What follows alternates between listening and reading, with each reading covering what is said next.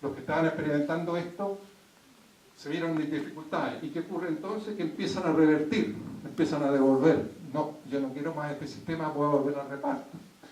Y ahí está Venezuela, Ecuador, Nicaragua, Argentina, Bolivia, han retornado a un sistema de pensiones basado en el reparto, y también países de Europa del Este. En consecuencia, hay ahí una historia de por qué efectivamente muchos países intentaron incorporar la capitalización individual, pero no pudieron hacerlo en forma solvente, y dada la crisis subprime se dieron cuenta que era mejor retornar a un sistema diferente, ¿ya? Y hoy día esto sigue esa tendencia. ¿Cuáles son los problemas que se señala la OIT? Y aquí voy a mencionarlos, estos 11 problemas, y voy a referirlos a la situación chilena, ¿ya? ¿Está bien? Y después voy a tratar de concluir porque hablamos de debate. Primero, la cobertura, es decir, cuánta gente yo puedo darle cobertura con un sistema de capitalización individual administrado por un mercado competitivo de administradoras de fondos de pensiones, es muy poca. ¿Por qué? Porque si yo no tengo un empleo estable, si yo soy un trabajador informal, si yo no tengo un salario relativamente bueno, público, por 40 años, que no somos todos los que podemos tener eso, yo no voy a tener capacidad de darle cobertura a la gente, no puedo participar del sistema. Y como el sistema no tiene ninguna otra alternativa, queda excluido. Entonces, lo primero que se observa es un problema de cobertura, la calidad de las, como te digo, de cotizar solamente un 10%, aunque sea por 40 años, con las rentabilidades como están disminuyendo y con las expectativas de vida como están aumentando, son muy malas, y eso lo vamos a ver. Universidad hay varias, no me voy a tener porque voy a hablar una por una. Empecemos con cobertura se deteriora. Si ustedes hubieran ido el año 2006, antes de la primera elección de la presidenta Bachelet, una presidenta progresista dentro de los progresistas, una presidenta del Partido Socialista, ¿ya? Y estos eran los generación que tendría que estar aposentada. El gobierno hizo un diagnóstico y determinó lo siguiente, que por el sistema de capitalización individual que veíamos, solamente la mitad de ellos estaba cubierto. Y algunos estaban cubiertos solamente por los pies, porque habían ahorrado poco y tenían una pensión baja. No sé si está claro. Después otros que ahorraron mucho tenían una pensión mejor, y otros que ahorraron más tenían más. Pero solamente la mitad de la población habría participado en el sistema después de 25 años, desde el 81 hasta el 2006. Entonces, las autoridades del gobierno, ¿ya? Las autoridades del gobierno llamaron la atención de este punto y dijeron, miren, el año 2006 ocurre que la mitad está, de esta mitad, a ver si hay una garantía estatal que si alguna persona cotizó 20 años y no tiene un mínimo, eso se lo daba al Estado, había un subsidio efectivo desde el año 81, y si no, existía una pensión asistencial, pero que no tenía muchos recursos, entonces no cubría ni un nivel muy alto ni a mucha gente. Esa era la situación en el 2006, cuando la presidenta Bachelet asumió la presidencia. Y básicamente significa que la mitad participaba del sistema, un 5% calificaba para una pensión mínima y muy poca gente para la pensión asistencial. Ergo, era un desastre. ¿Ah? 25 años después, porque nadie estaba preocupado de este tema. Y cuando tú llegas aposentado, no sales a la calle como sales cuando eres activo, ¿no? Ahora están tratando de salir, pero no hay un sindicato de aposentados. No había, ahora ya los están surgiendo.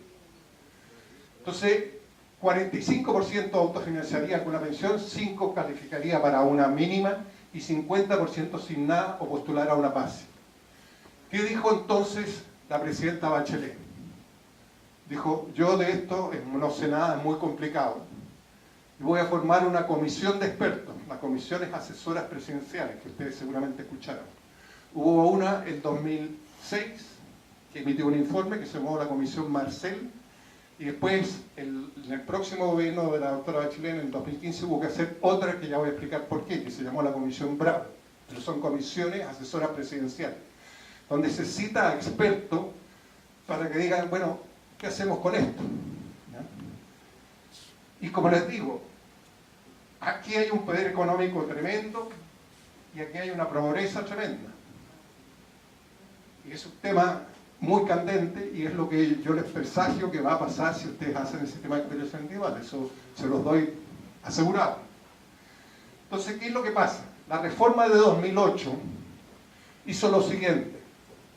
Teníamos el sistema martiano que se cambió por el sistema de capitalización individual y dijo, no, vamos a hacer un pilar tipo Beveridge.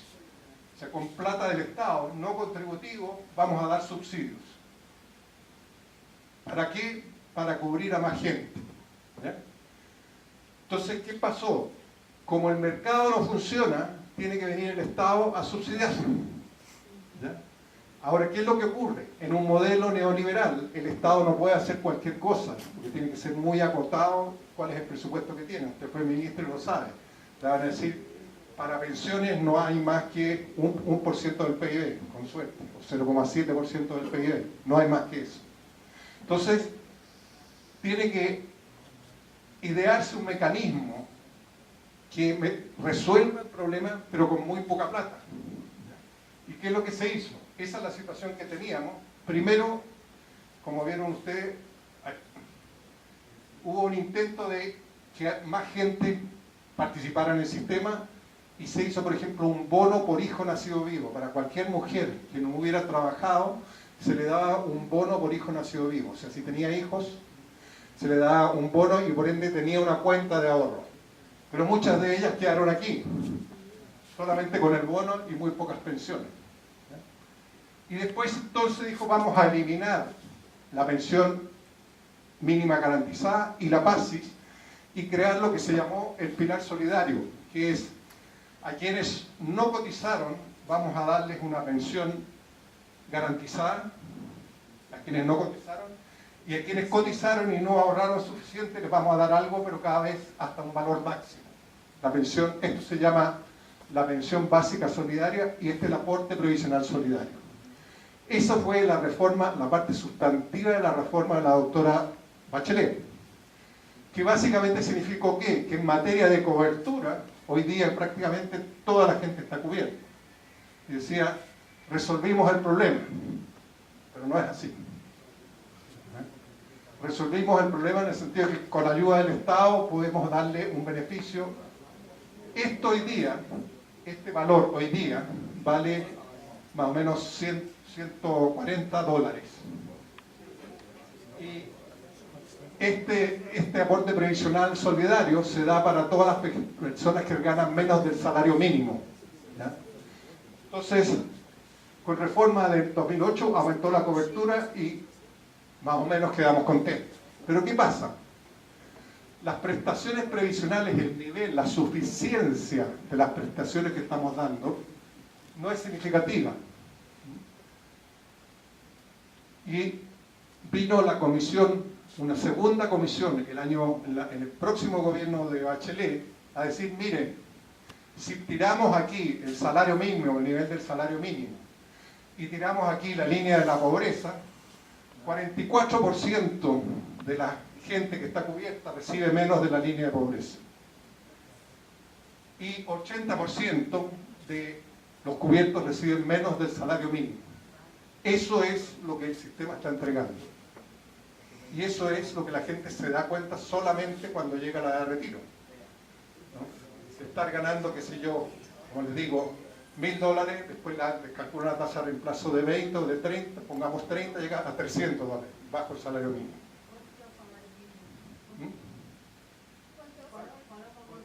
El sueldo mínimo. El sueldo mínimo son $240. ¿A partir de qué edad? ¿Qué? La pensión esta, 65 años.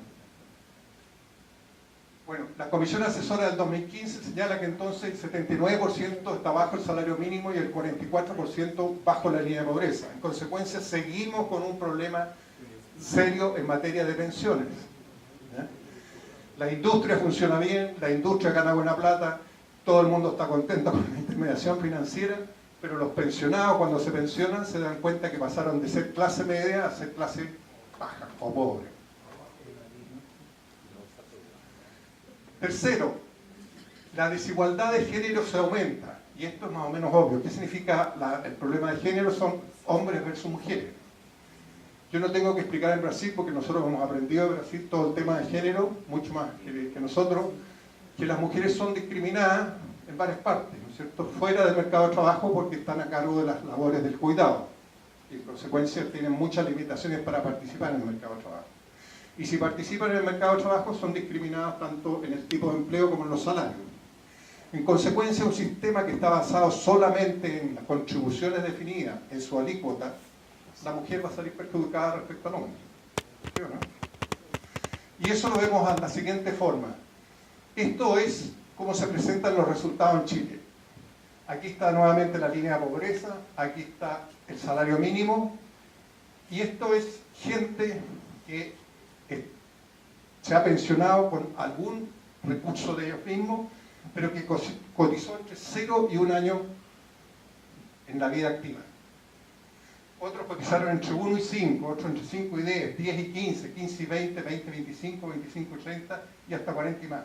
Aún los que cotizan mucho no superan mucho el salario mínimo. Esto casi nada y aquí ya prácticamente nada. La mediana. ¿Ya? Aquí está la media y la mediana, con y sin y con subsidios. Esos datos son todos oficiales. Entonces, ¿qué es lo que pasa? Que en el caso de las mujeres, esto es la acumulada, fíjense, hasta casi más del 50% de la población, digamos, está por debajo, perdón, aquí, 50% de la población está por debajo de la línea de pobreza, y aquí casi por ejemplo, acá más o menos, la mediana, para tomar las medianas, aquí recién a los 80 y tantos superan la línea del salario mínimo. ¿Ya? Entonces, hoy el debate en Chile de quienes defienden el sistema es muy fácil. Usted tiene que hacer que la gente cotice más, que aquí estamos viendo. O sea, vaya y dígale, cotice más. Y para que coticen más, la reforma que ellos están planteando hoy día, es decir, mire, las mujeres, si pasan de 15 años a 20, le vamos a dar un bono, le vamos a dar un regalito. ¿Ah? Como si esto fuera una decisión individual, de nuevo, que depende de la mujer. ¿Ya? Y en consecuencia está basado nuevamente en la lógica de una capitalización individual y de dar subsidios a la demanda. O sea, si usted se porta bien y cotiza más, además de lo que financie, le voy a dar un bono. Y bueno, nosotros estamos oponiéndonos a eso y planteando otras cosas. Si uno va al caso de los hombres, perdón, en el caso de los hombres, bueno, la situación es también grave, pero pasa en el texto un poquito más fácil. Con menores años de cotización superan la línea de la pobreza y con menores años de cotización superan la línea del salario mínimo. ¿Ya? Pero aquí queda claramente que lo que hay detrás de un sistema de pensiones es que el mercado de trabajo no permite incluir a la gente. O sea, un mercado de trabajo inclusivo para que todos puedan ahorrar y ese sea el mecanismo en que yo voy a dar las pensiones. ¿Está claro o no? Sí.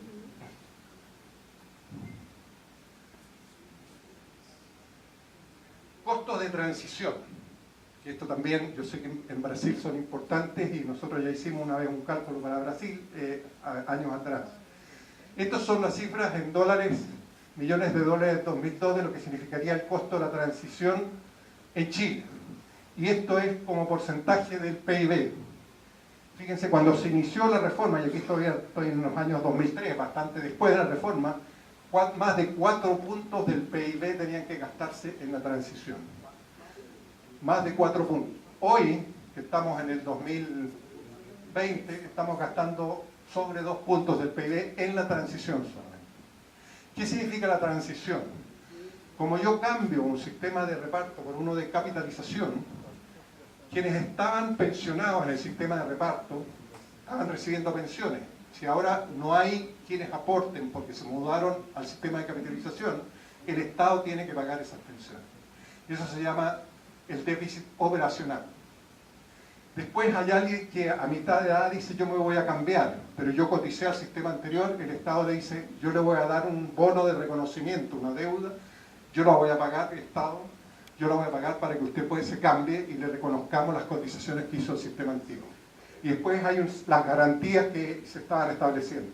Bueno, eso ha significado que obviamente esta parte de acá, que es el déficit operacional, va a disminuir, esto de acá que son los bonos de reconocimiento también van a ir disminuyendo de a poco, las pensiones asistenciales van a ir manteniéndose como eran antes, pero empieza a surgir la necesidad de otras garantías, que es lo que estamos viendo con el pilar solidario. Que si no se dan, el sistema no funciona. Y lo que se está viendo es que a la larga esto va a tener que crecer mucho y va a haber una presión sobre el déficit fiscal igual como la que trataron de evitar. Entonces caímos de nuevo en el mismo problema. ¿Está claro, no?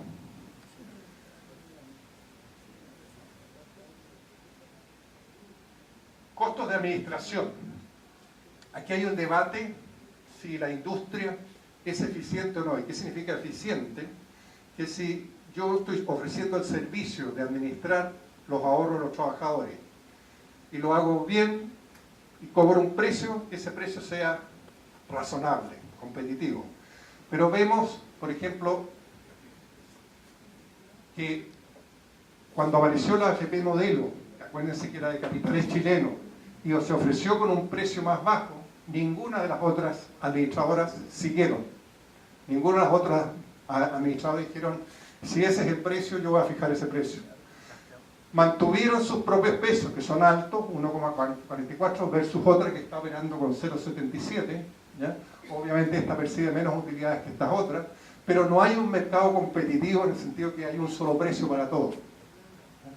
Y en consecuencia, esto se considera una industria que no solo es oligopólica, sino que es difícil de administrar, es difícil de hacerle bajar las comisiones, de hacerla competitiva, y que por su parte, como vimos, por el hecho de estar cobrando estas comisiones, duplican su patrimonio cada 4 años, hasta hace poco.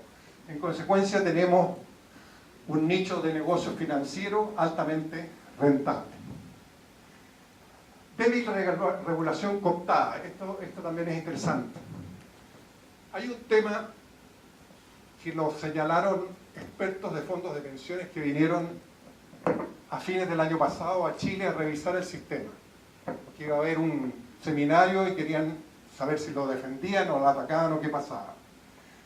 Esto es como porcentaje del PIB, como un porcentaje del Producto Interno Bruto, la plata de los trabajadores que se ha ido acumulando.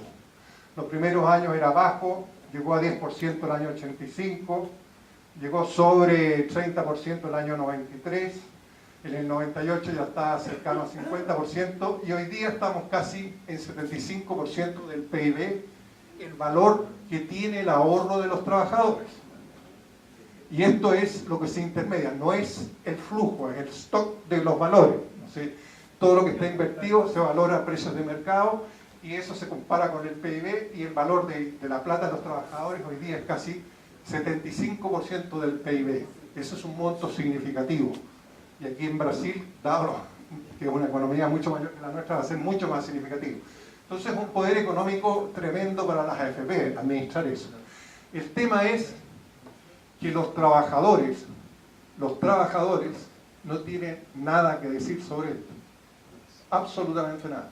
Si a ustedes les gustan las empresas sindicalizadas y quieren que esto se invierta en empresas sindicalizadas, no pueden decir nada. Si a ustedes les gustan las empresas verdes y quieren que se invierta en empresas verdes, no hay nada que tenga que decir. Si quieren infraestructura, no hay nada que quiera decir. Eso lo decide todo la regulación y las AFP.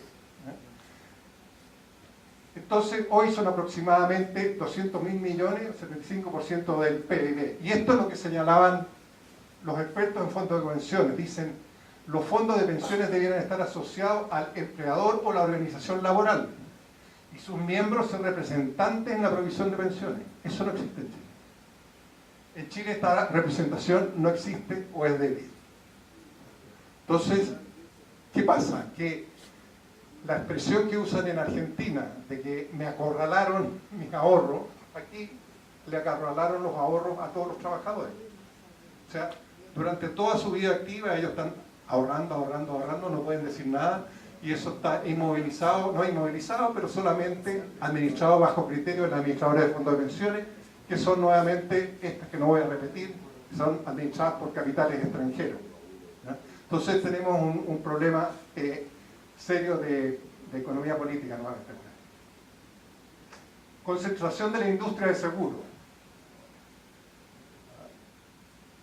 Esto es interesante porque cuando el trabajador, como les decía yo, acumula y tiene su chanchito, que debe ser, llega a los 65 años y dice, tengo $100.000, dice, fantástico, yo con $100.000 puedo hacer muchas cosas, compro otra casa, salgo de las deudas que tengo, puedo hacer muchas cosas, pero no. Aquí viene la industria de AFP y de seguros, toma el chanchito y lo único que hace es solo para renta vitalicia o retiro programado. No hay otra posibilidad. Si usted tiene dificultades o usted tiene una alternativa, como hoy día mucha gente dice, pues compro con $100.000, compro un departamento y vivo en la renta. No, señor, no se puede. Solamente esto es para las aseguradoras y para las AFP para comprar un retiro programado. Entonces hay una alta injerencia del sector financiero. El ahorro está acorralado en el sector financiero, ¿bajo qué criterios? Esto efectivamente es plata de los terceros, de los trabajadores, plata de ustedes que va a ser administrada por los AFP. Si nosotros fuéramos el Estado, bueno, algo tendríamos que preocuparnos de qué van a hacer las AFP, la administradora de fondos de pensiones, con la plata de ustedes que es de los trabajadores, porque yo soy, como Estado, estoy obligándolos a cotizar. Y lo que ha habido, entonces, un cambio en la regulación. Originalmente, fíjense, hay solamente azul y rojo, que era sector estatal y sector financiero.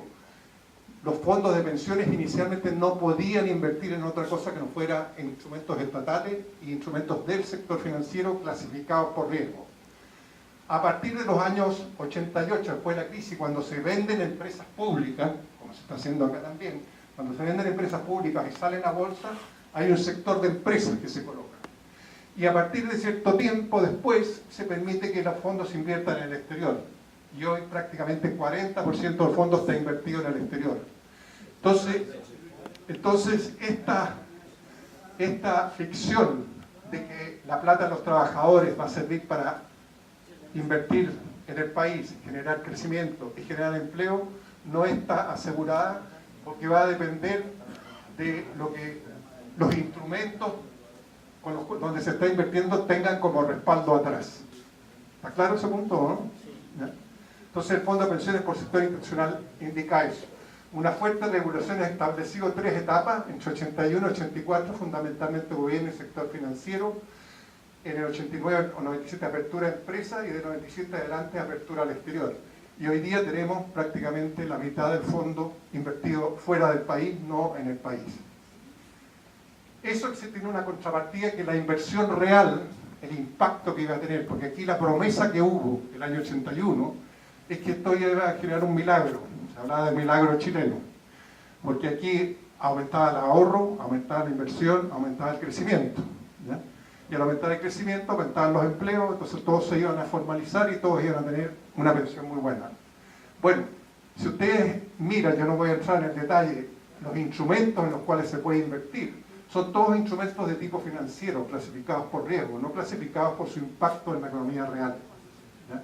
Y no necesariamente tienen un respaldo en la economía real, ¿ya? Entonces, va a haber una gran discusión acerca de que esto genera milagros, y esos milagros no están garantizados y en Chile no se dieron.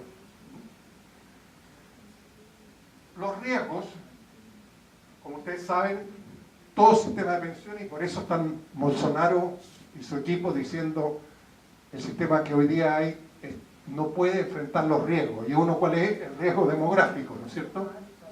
¿Ah? El riesgo demográfico, que aquí lo tengo graficado, en qué es lo que pasaba con la población dependiente en relación a la población en edad de trabajar. Que mientras disminuya y crezca más la población en edad de trabajar, un sistema de reparto puede funcionar relativamente bien. Y después, cuando empieza a crecer de nuevamente, y fundamentalmente porque aumentan los idosos, dicen ya no da más y hay que cambiarlo. Ese argumento lo estamos escuchando. ¿Sí o no? ¿Ah? Entonces, ese riesgo que dice que lo van a superar, en Chile no se ha superado. Porque uno llega a los 65 años, pongamos aquí, yo digo a los 65 años y dice, cumplí, ahí están mis $100.000. Entonces dice, le dicen, pero ahora su expectativa de vida ya no es 15 años, sino que son 20 o 25 años. En consecuencia, su ahorro no sirve para una pensión muy buena, así como no para una pensión más mala. Entonces el tema demográfico está ahí de nuevo. Lo único que aquí, el único responsable soy yo, y el único castigado soy yo. Porque yo llegué a los 65 cuando la expectativa de vida, que yo no la controlo, aumentó de 20 a 25, y ergo mi pensión baja. ¿Ya? En consecuencia, este riesgo que efectivamente existe en los sistemas de reparto no se elimina en los sistemas de capitalización individual. Lo que sí se hace es se le transfiere el costo de los riesgos al trabajador, no al patrocinador del sistema. Segundo, estas son cifras para el 100% de la población en cada grupo de edad, hasta 20 años, 20 a 25, aquí cada 5 años, hasta 60 a 65, en este caso son hombres, aquí son mujeres. ¿Cuánta gente participa en la actividad económica y con qué niveles de salario?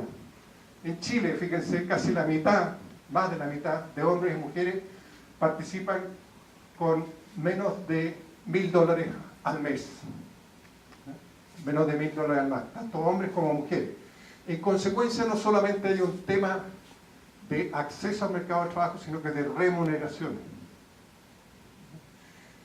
Los expertos en el fondo de fondos de pensiones que vinieron a Chile dicen, aunque usted crea en el sistema, aunque usted crea fehacientemente que el sistema de capitalización funciona, la realidad chilena no va a permitir que se den buenas pensiones. Porque la gente no cotiza lo suficiente por problemas, limitaciones de acceder al mercado de trabajo. Cuando cotiza lo hace con salarios bajos, ¿no es cierto? Y cuando llega a la edad de 65 años le cambian la expectativa de vida. Entonces, no da. Como dice usted, no da, la cosa no da. ¿Ya? Y finalmente está el riesgo de la rentabilidad de los fondos. Aquí es el fondo C. Fíjense, en Chile, en algunos momentos la rentabilidad de los fondos fueron casi de 30%. Hoy día están por debajo de 4%. Y esa es la tendencia mundial. Entonces, cuando hablan del modelo chileno y lo vienen a vender, les van a hablar de estas rentabilidades. 10, 15% obtienen las FP. Hoy están obteniendo 4%. Y no hay forma de que puedan obtener más. Entonces también, pero ¿qué es lo que ocurre? Esta cosa que en un sistema de pensiones solidario o de reparto tiene que administrarlo el patrocinador, ¿no es cierto?, el riesgo financiero, aquí el que sufre las consecuencias de la caída en la bolsa es el trabajador. O sea, lo que hay finalmente, si bien Chile, estos son cambios de la expectativa, los riesgos son asumidos en el sistema de seguridad social, son asumidos en forma colectiva, ¿no es cierto? Y el fondo de pensiones ve cómo va a manejar el riesgo, o sea, el cambio demográfico, el riesgo financiero y los problemas de empleo. Pero en el sistema de capitalización individual, tanto los hombres como las mujeres tienen que defenderse totalmente en forma solo y aislada. Entonces los riesgos de un sistema de pensiones son transferidos. Y por eso las AFP dicen, nosotros hacemos todo bien, si los que lo hacen mal son los trabajadores. Y ellos no pueden administrar esos riesgos, nadie puede administrar esos riesgos. Finalmente, hay un escaso diálogo social. Aquí veo que hay representantes de la CUT y me alegra que estén acá. Nosotros estamos trabajando con la CUT ahora para poder hacer ver su posición. Hasta pocos años atrás, los sindicatos en Chile no tenían voz ni voto, prácticamente en ninguna parte. Solamente recién ahora están surgiendo y tratando de plantear alternativas frente a un tema que, como les digo, es de economía política. En este caso, tenemos los ancianos, los adultos mayores, que solamente un 21% gana más que el salario mínimo, un 44% entre la línea de pobreza y el salario mínimo, y un 35% gana menos de la línea de pobreza. Esas son las pensiones que estamos dando en Chile y sobre las cuales hay que tratar de mejorarlas. Y frente a eso hay una industria muy poderosa de capitales extranjeros que no se conversan. O sea, si ustedes son invitados a veces a un seminario, los pueden invitar la industria de AFP y les van a hablar maravillas, o los invitan los trabajadores y les van a hablar desastres. Y esa es la situación que tenemos en Chile, y no hay un diálogo social para resolver esto, ¿ya? Termino sencillamente diciendo, bueno, ¿y entonces qué? ¿Qué podemos hacer? Yo creo que nosotros lo que estamos tratando de hacer es volver a lo que ustedes tienen. Por eso yo cada vez que he venido acá digo, no desarmen lo que ustedes tienen, mejórenlo. ¿Qué significa eso? Fíjense la contradictoria. O sea, yo vengo, o sea, aquí quieren hacer el modelo chileno, y yo vengo a decir, nosotros queremos, de cierto modo, reestructurar algo parecido a lo que tiene en Brasil. Que dado que tenemos esta situación, ¿no es cierto?, donde están salario mínimo, pensión mínimo, fijemos un piso de protección social mínimo, ¿ya? Y veamos cómo lo financiamos. Pero partamos con el problema, no lo dejemos al mercado. Sobre ese piso podemos tener un sistema muy solidario, contributivo, que permita a más gente llegar hasta el salario mínimo, y sobre ese después un sistema complementario como tienen ustedes, u otra cosa en que la capitalización individual pueda ayudar. Eso no es un invento mío, eso es lo que la OIT ha llamado la escalera de la seguridad social, ¿no es cierto? Y que los sistemas multipilares en Europa lo hacen, y entonces basar exclusivamente el debate en un pilar contributivo de capitalización individual va a generar todos estos problemas que yo he tratado de ilustrar. Muchas gracias.